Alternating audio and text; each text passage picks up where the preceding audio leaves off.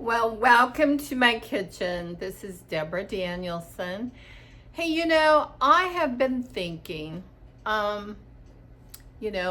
this is my wine, and there's three things that I always recommend. Number one, most important of all, is before you begin cooking, because cooking can actually stress the hell out of me. I think you should go, have a spa moment. I just came from the bathroom where I did steam room, I did, my hair, I did my nails, whatever. So, whatever makes you feel good, have a foot massage. Yeah, get relaxed before you come in the kitchen, because to me, kitchen is a kind of a war zone. I try to make it as happy as possible. I decorate. I have antique implements here. I have antique pots, Anyway, I try to decorate in the kitchen because, lo and behold, I just really have a hard time in the kitchen, just to be honest. Anyway, there are three important things that I always say add to the success of cooking in the kitchen. Number one, a drink. Number two, get yourself all beautiful. And number three is music. You gotta have a tune. And we all know that Debz OG plays nothing but Debz OG music. So we will play some of that in a bit. But I do want to have a little drink first. Now, the thing we're gonna do today is we are on our new, I'm gonna put my drink right there. And we are on a new episode here. And I am working with this book, Taste of Home, 120 Homemade Fall Recipes, Pumpkin Cookbook. Oh my gosh, we love pumpkin in my family. I don't know how many of you like pumpkin, but oh my gosh, we love pumpkin. And on the back, in case you're a chocoholic like me, oh my gosh, we got chocolate too. But we're gonna focus on pumpkin, especially since the holidays are here, and especially since we're now going into Thanksgiving. And this would be one of my favorite things that I would wanna cook. But we are gonna focus on some of these books. I just, I have to get a little sarcastic. Why is that? Well, I just think some of these recipes sort of need updating, revamping, a reality check. So what we're doing here is we're going to cook hearty pumpkin chili with polenta. In plain English, we're going to take chili. We're going to add some unusual pumpkin pie spice and pumpkin to it, pretty much. And then we're going to make some cornbread, which they call polenta in here. So, I'm up for anything interesting. I'm up for a challenge, but I'm also kind of realistic. And as I read over this recipe from our dear friend here who submitted this, let's see, her name is Wendy Roosh in Cameron, Wisconsin. And I promise during this episode, I will try to see if I can reach out to Wendy to see if we might talk to her, how many times has she cooked this? Why is it a family favorite? So some of the instructions here, for example, they confuse people like me. Why? Because we are not Martha Stewart, and people like me are not Julia Child, and people like me are more like a Snoop Dogg. I mean, we don't want to come in the kitchen and waste the whole damn day in here. It might be kind of nice just to hang out, do some rap, do something fun. So, it says here, meanwhile, in a large, heavy saucepan. Well, how heavy does it have to be? Now my saucepans here are pretty heavy. So let me grab one. So this saucepan, I have to have two hands to handle it. Is that heavy enough? How heavy is heavy? Tell me, why does it have to be heavy? Why does it have to be ridiculous? mean, that's just one example in the recipe. Another example is when we start putting the ingredients in here, I'm only supposed to use a wooden spoon. Well, you know, I like new cookware. I like new technology. And I say, fuck the wooden spoon. Look at this. I love this. It is great. And I love my pot scraper. It is the best invention since sliced bread.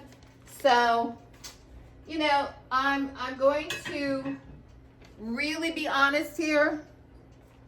We're going to make this recipe so it makes a little bit more sense. And I'm also supposed to do all this in a Dutch oven. I don't know what the fuck a Dutch oven is. And I'm not Dutch, so I probably don't have one. I have a microwave. I have a cooktop gas stove. I have an oven over there. And bitch, that's what we're using. I can't be bothered with buying more utensils, more this, more that, more products. No, I don't need any more appliances. I can't dust what I have now. So, we're going to start out here with a pound of ground beef. Now, because we like chili here, I'm going to put in 2 pounds. I'm not doubling the whole recipe, no. Why is that? Because I just like real meaty chili. And we've always used at least 2 pounds of lean. I use very lean hamburger. Why is that? Because in the old recipes like this, they always call for you to drain your hamburger. Well, why would you do that when you can buy lean? So, excuse me a minute. Since I'm on a high budget set and all my help is is me, myself, and I had to step away for a moment. Now, what we're going to do is we're going to put the hamburger in here, and we're going to try to get it smaller, you know, break it up a bit. But the important thing we're going to do is we're going to brown the hamburger. We don't want anybody to get botulism or E. coli or any other horrendous situation. My garland is lovely. In case you can't tell, my florist put up one of my favorite things, lavender. And now we're just browning that nicely. So what we're supposed to do next is put in 2 celery ribs, finely chopped. I thought only human beings had ribs. I had no idea celery had ribs. So here's what it is. Translation into English, this is what they're calling a celery rib. Okay, so I took 2 of those, cut them up. I cut them up thin. Then you put them in there in the pot. Oh, in the pot scraper. This little thing is so handy dandy. Boom. Everything's out of there. This works in jars, cans, pots, pans. It's great. And what's really great is I got this on sale at Sur La Table. So I think I got 4 or 5 of them for like $1.50 each. So I feel like I got the great deal that day. I kind of like hitting the lotto. All right, so we're gonna stir this up good. I like everything mixed and making sure everything's looking great. And once this gets a little farther along, I'll do a shot of the pan. Now, the next thing is we're gonna use a medium onion finely chopped. Now, you can put your own kind of onion in here. It just has to be a medium size. This is what they call a red onion, which I didn't know. I used to call it purple because to me it looks purple. So whatever. Anyway, this is our favorite onion. Some people might want to use Vidalia, might want to use a white onion. It's really up to you and your taste. And let's face it, since I've never had this chili before, I don't know what kind of onion goes good with pumpkin. Have no idea. Maybe a Vidalia onion would be the better thing because they are a little sweeter. Now the next thing they want is 1 small, sweet red pepper. So I translate that into a sweet bell pepper, red bell pepper. Now, I love these. These are also a very healing food. These things are fantastic. So mine's not too small. It's kind of big. But that's because we sort of love red sweet peppers here. So now the next thing we do is we put that in.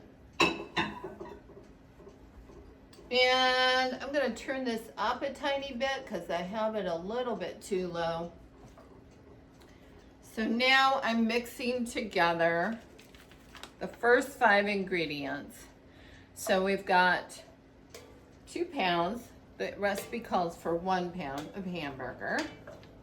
But I like mine extra meaty. That's what we do in my family. So now we put in the ground beef, extra lean, 2 celery ribs finely chopped, 1 medium onion, 1 small sweet pepper, and then you're gonna finely chop all that up, which I've already done, so as not to bore the hell out of you. Now, the next thing we're gonna do is they want 2 garlic cloves minced.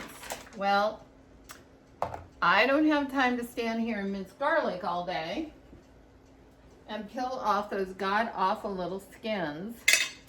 And I sure don't want those little things in my mouth because they taste like toilet paper.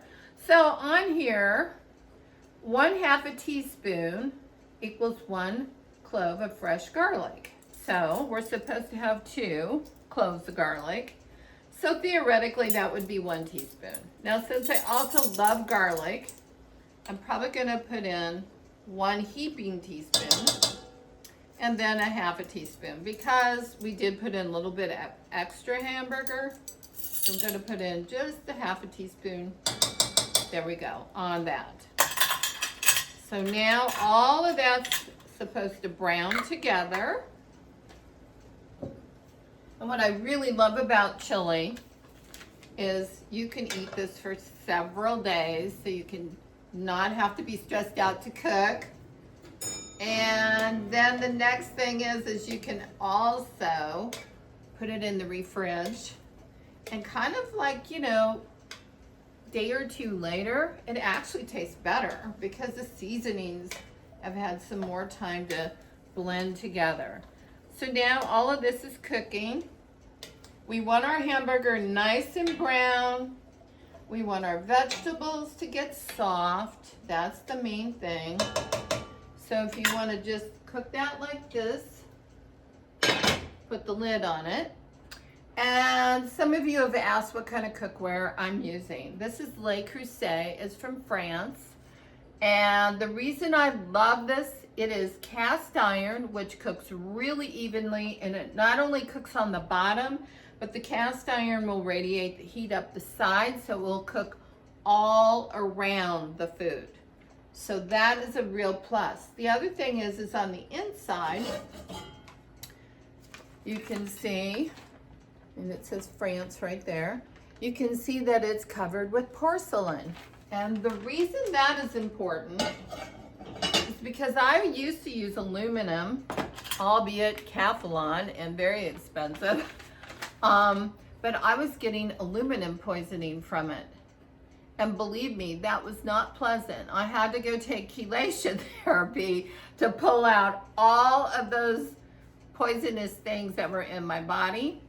And now I feel 100% better. So this is what the doctor recommended. This is what a lot of your, you know, healthy, conscious people, experts recommend from a holistic perspective, because this will cook well. It'll cook in like, you know, a significantly less amount of time because it's cooking all around the food. It's cooking evenly, and you're not getting poisoned from it. To me, that's a huge plus. I don't need to be poisoned.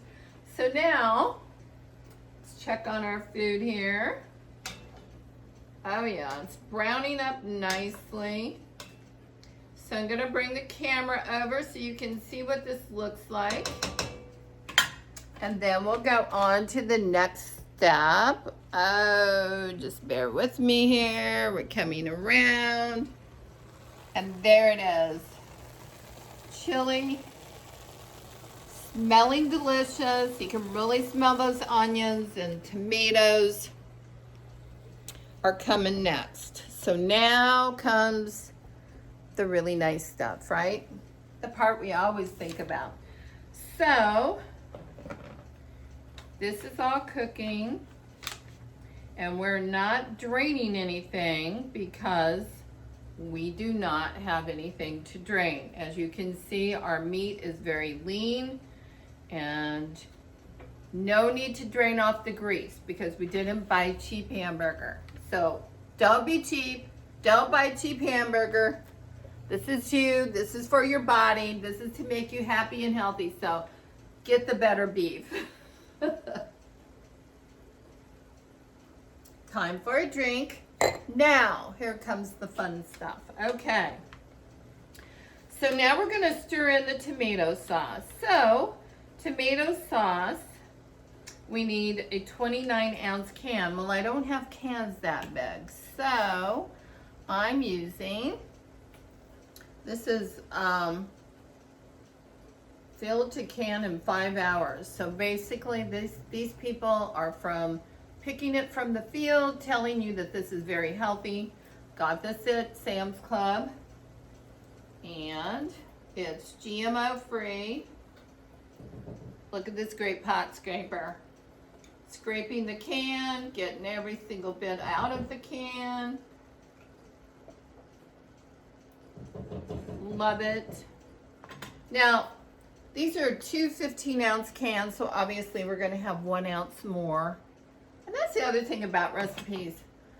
Who the fuck has all these recipes in the wrong sizes? I mean, you know, things change, things switch out. So, you know, I don't care if I'm an ounce over. It doesn't matter to me. And I figure since I've got extra hamburger, shouldn't matter. So we're putting in our tomatoes. And you can tell these are very well done. These are only 25 calories per serving.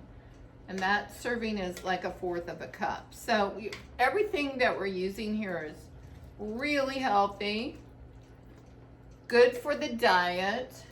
I don't know about you, but I've been on a diet. This COVID-19 stuff has really put on the COVID pounds. So I'm looking at calories now. I'm trying very hard to, you know, exercise and get up and move around and not get depressed. I don't know about you guys, but some days it's very depressing to think about all this COVID problem. That's why we want to have a little fun here with our comedy and our cooking.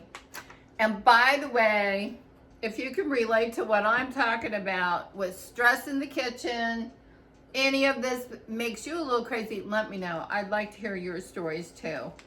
I don't want to feel all alone being stressed out in the kitchen. None of my family is stressed out, but I am. My husband cooks normally. He loves cooking. I just can't even imagine it. That's his place of peace and his rest. I come in the kitchen and I get fried. I just hate it. All right, so now we got that in there. Now we got to put in 1 can of diced, I'm using diced tomatoes. They're using bigger tomatoes, but I don't like lumpy tomatoes, so I'm using diced. This pot scraper again. Oh my gosh. Look at how clean it leaves the can. Don't you love that? Great pot scraper. And it is an excellent, excellent purchase, let me tell you. So now we're stirring all of the tomatoes together. We're stirring the beef, which is brown. All the vegetables are now soft. That took about 8 to 10 minutes to brown that up. Wasn't much time at all. And they were browned up the sides as well as on the bottom because our pan radiates heat up and around the food. So it's all good. So now it's starting to take shape. So the next thing we're going to put in here is pumpkin. So they're calling for 1 can of pumpkin. Now, as I said earlier, we do not put canned pumpkin in our body. Canned and pumpkin, to me, like, they collide and it tastes super bad. So this right here is the French pumpkin I had showed you in another episode. And what we did was we peeled it, we cut it up, and put it in a pressure pan. I didn't want to bore you with all that, and my mother did this for me to save me time, so God bless your mom, right? So now we're going to pull that out and put it in here.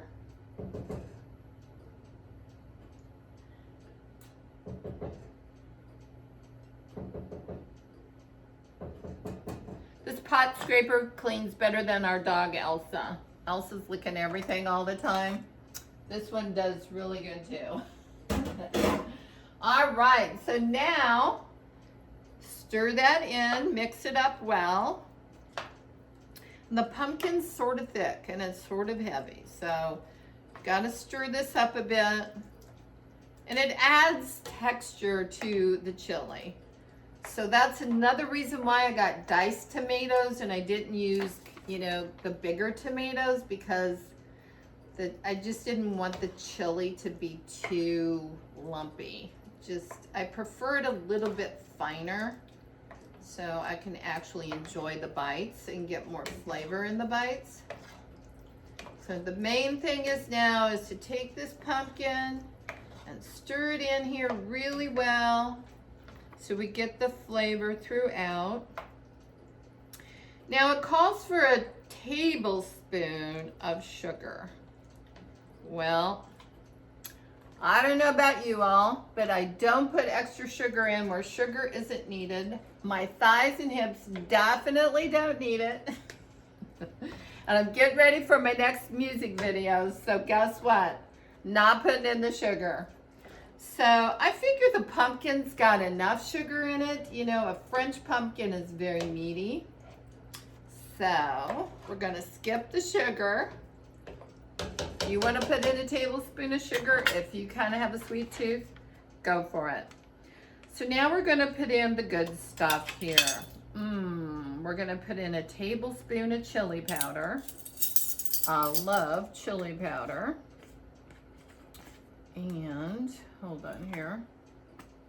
So that's why I'm taking the lid off. This has a sprinkle on it. Who needs that, right? So let's dump in our tablespoon. I'm going to put in a little extra because we do have a pound extra of the meat. So got that going. Just a pinch. Now we're going to put in 1.5 teaspoons of pumpkin pie spice. So Tones makes the pumpkin pie spice. And personally, I've never used this in my life. But I think what they did was basically make it easy for us by taking what we normally put in our pumpkin pies, like nutmeg, cinnamon, cloves, and they mixed it all together. So 1.5 teaspoons. Oops. Hold up, can't get this top to open up all the way.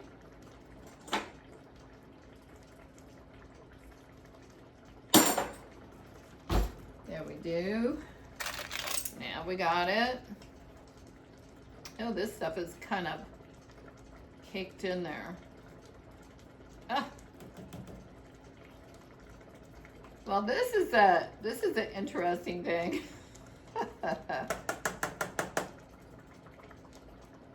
I just bought this. It's super fresh.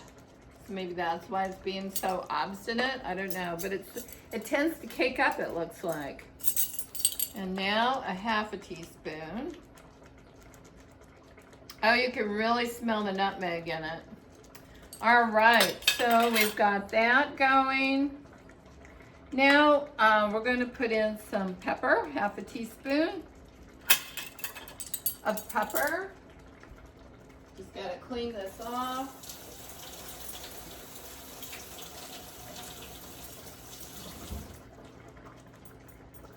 I have such a large staff here to help me. That's so I have to step away, so I apologize. All right, so now we need a half a teaspoon of pepper. And I used real coarse pepper. I love coarse black pepper. This stuff to me is excellent. So let's get that in there, half a teaspoon of that.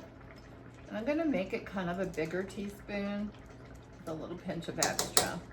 You know, we've got the extra meat, so we're probably gonna need it. Now, salt. So we're gonna do a half a teaspoon of salt.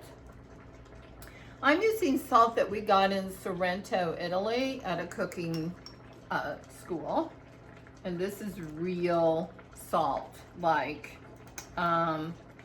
sea salt. And then it has a little bit of herb in it. Not much, just enough. Just a little bit of Italian herb. So now we're gonna stir this. And I see it's a little bit thicker than what I like, so I think I'm gonna put a little bit more tomato sauce in here. But I'm gonna wait till the end to see if this is what I want. So now, what's on the agenda next? So we're gonna bring everything together. After we put the salt and pepper in here, everything's gonna boil, which has been starting to boil.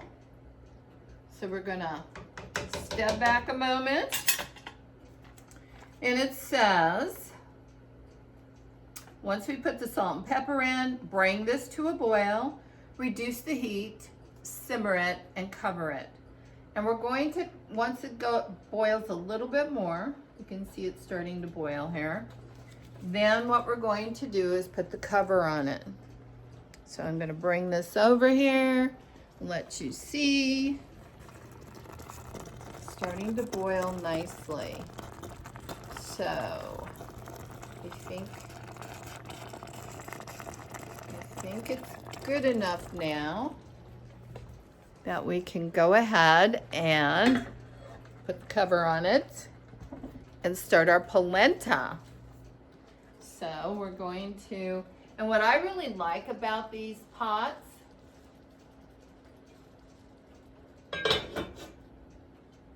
I can put the lid on just a little bit crooked, and then I can let some of that come out, some of that steam. So it'll, oops, I forgot the beans. Wait a minute. Did they tell me to put the beans in? Hold on a second.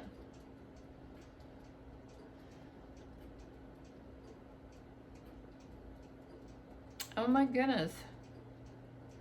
Where do we put the beans in? Well, I normally put the beans in right with everything.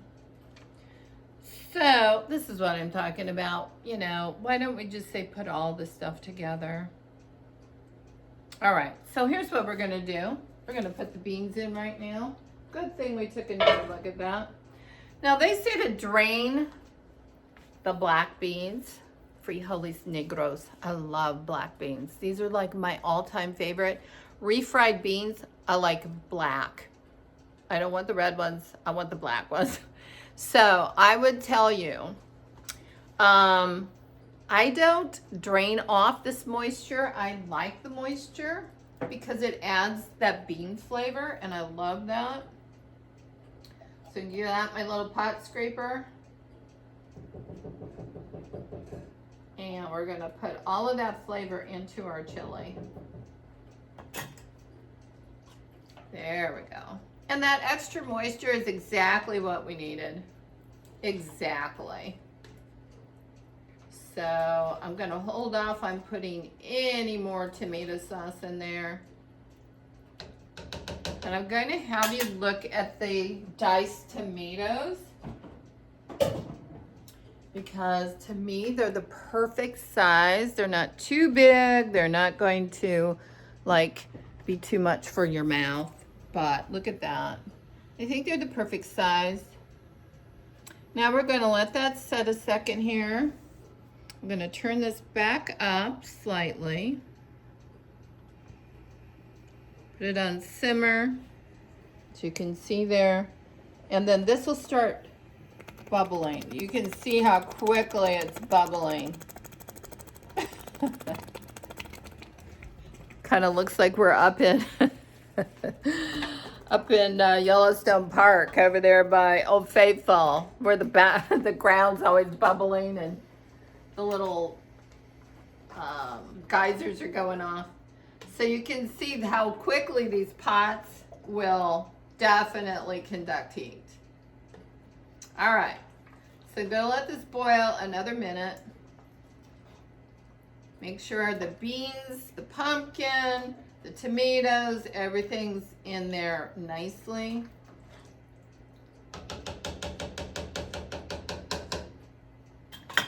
And David always likes an extra pinch of salt. So I think I'm gonna put just a tiny, tiny bit, just a pinch, not much, but a little pinch more, which is an eighth, just for him, because he'll like that.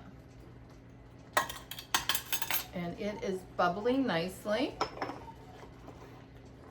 And I love, love, love this salt and pepper that I have on the island here. I'm gonna show you this. I highly recommend this because you can see the lid comes on and off. The top is salt, the bottom pepper, and you can move them around. You can put it any way you want, but I love it because I don't have to mess with, oh, I didn't get enough, I didn't get, you know, I got too much. You can actually put your finger in there and just pinch what you need. Okay, so now the chili is bubbling. It is perfect. So now we're going to reduce the heat. Got it on simmer. It's going to sit and cook for 45 minutes. And while that's cooking, we're going to go to work on the polenta. Oh, in the meantime, let's take a drink. And let's listen to some Debz OG.